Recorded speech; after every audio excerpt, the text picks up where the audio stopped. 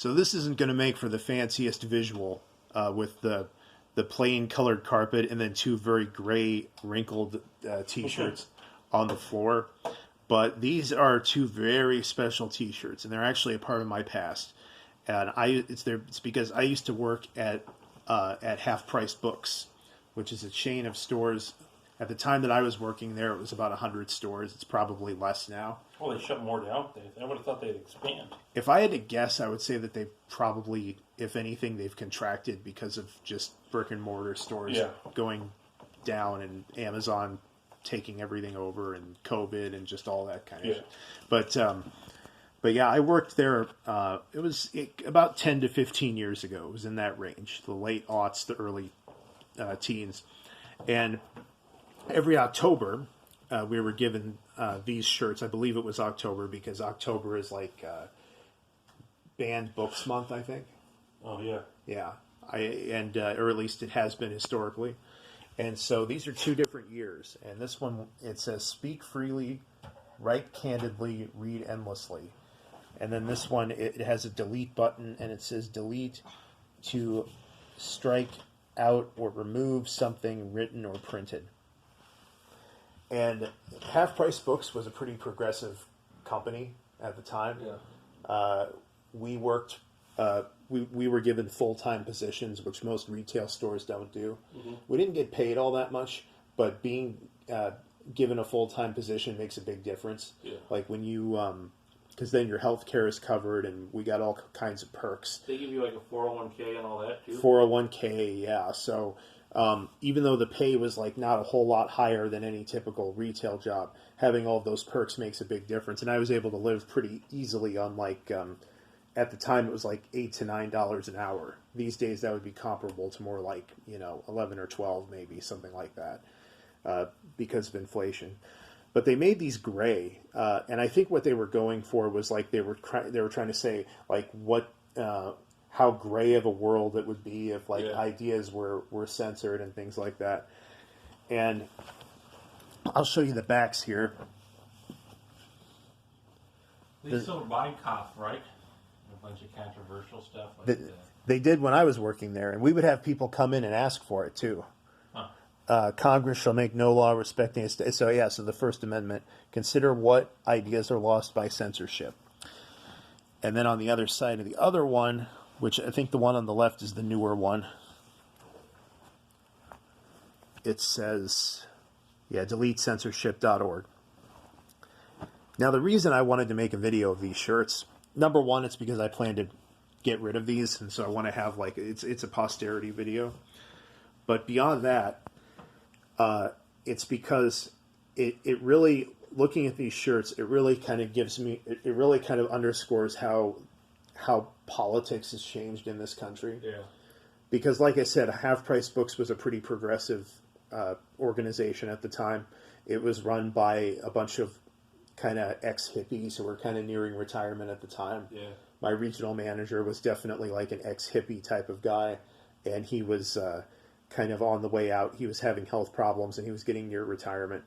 And then, of course, got taken over by a bunch of Xers who were also kind of on the liberal side of the equation. But they were like, we got to make money, man. Yeah, we got to make money, man. Yeah, it's like, the prices have gone up, the selection's gone down. It just kind of sucks. It wasn't what it was 10, 15 years ago. Yeah. Well, it's like, hey, man, I want that new Beamer, but I'm still a punk. I'm still a punk at heart. 7 Series, man. I got a lease for my Beamer. Yeah. But what I really want to get at here is, Deviant Historian, when was the last time you heard of a liberal-leaning organization taking a strong stand against censorship? Pre-Trump. Yeah. So after that... And I would say even a few years before Trump. Yeah. You don't see that anymore. These days, you don't see, progressive organizations, progressive movements taking a stand against censorship. And I find that interesting. I find that interesting that all of a sudden, maybe they, either they kind of tacitly approve of it, or maybe they don't approve of it, but they also don't speak out against it. Well, it's we want diversity and inclusion and all this other stuff, but we want them to intellectually agree with everything that we say and have no diversity in thought or opinion. Yeah, it's almost like it's a neutral issue for them at best. It's a neutral issue at best, and it's something that they kind of tacitly approve of at worst.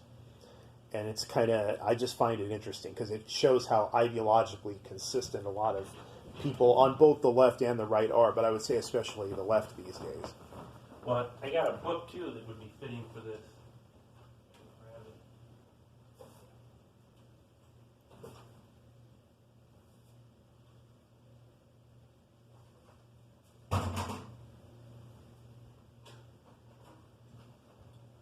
This would be a fitting book for censorship and The New Church Ladies, the extreme left type world of social justice. because we're talking about books, we're talking about culture. And, Yeah. You know, this would just be Set it down with the Okay. books, yeah. some fine literature to add But to. that's very fitting, yeah. Yeah. I think the reason they made this change in their ideology, I would say it was during the time of Obama that all of this changed. It's because a lot of the social battles were won. Yeah. You know, gay marriage, pretty much no chance that Roe v. Wade is going to get overturned. The just everything, this anti-censorship attitude, like the whole banned books month and stuff, they pretty much they really only cared about like the kind of the social issues and particularly kind of the sexual liberation issues. Like the boomers who were running half price books at the time, they came from a time where like there were decency laws and things like that.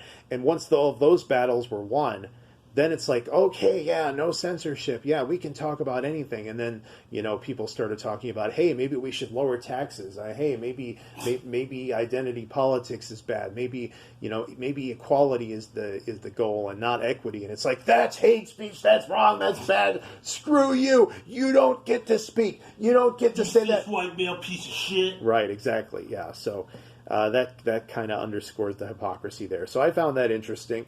And that's why I just wanted to make this video because, the kind of liberalism that was around back then was more the kind that I could get behind. But now that the hypocrisy has kind of shown through, it's kind of not my thing anymore. So it's just. So now you're gonna work at a gun shop, right? Get the Second Amendment shirts. That's what you're gonna use for your next year's video. Maybe. Yeah. So thanks for watching.